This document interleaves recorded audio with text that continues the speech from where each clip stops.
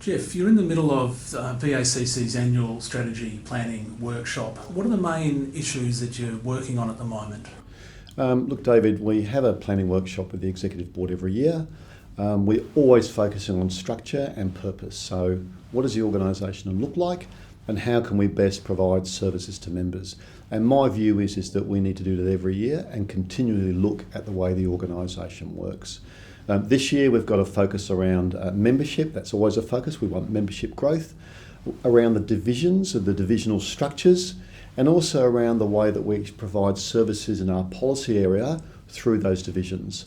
We are working also this year to move to a new constitution at the VACC, and that helps streamline the decision-making process. So a lot of really big issues there, David. A lot of those they're sort of ground-shifting issues, but they're serious things that we need to look at, and I think it's going to put us in a much better place for the next 50 years.